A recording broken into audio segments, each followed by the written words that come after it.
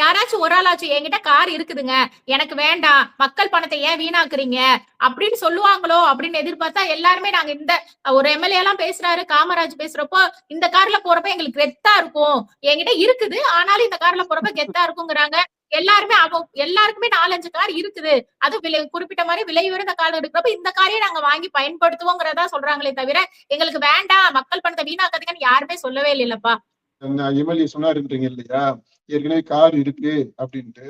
இந்த கவர்மெண்ட் கொடுக்குற காரு அதுல என்ன இருக்கும், கெத்த கொடுக்கக்கூடியது எது அப்படின்னா அந்த எம்ப்ளம், தமிழக அரசு அப்படின்ட்டு அந்த ஸ்டிக்கர் ஒட்டி இருக்கும் இல்லையா, அதுதான்.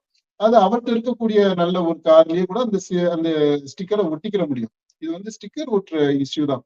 கெத்து ஸ்டிக்கர் ஒட்டுனா அந்த தமிழக அரசு அப்படின்ற அந்த எம்ப்ளம் உள்ள அந்த கார்ல நீங்க போனீங்கன்னா உங்களுக்கு அந்த கெத்து, இவர் எதிர்பார்க்கிற கெத்து அதுலதான் இருக்கு. இது சிம்பிளா ஸ்டிக்கர் ஒட்டுற விஷயத்துக்கு எதுக்கு இந்த உங்களுக்கு புதுசா ஒரு கார் வேணும்? அரசாங்கம் இந்த ஏற்கனவே இப்ப இருக்கக்கூடிய அரசு எவ்வளவோ இந்த ஸ்டிக்கர்களை தான் ஒட்டிக்கிட்டு இருக்காங்க, நிறைய திட்டங்களுக்கு ஒட்டுனது மாதிரி. இந்த எம்எல்ஏ வேணும்னா அவர் கார்ல ஒரு ஸ்டிக்கரை ஒட்டிட்டு போக வேண்டியதானே.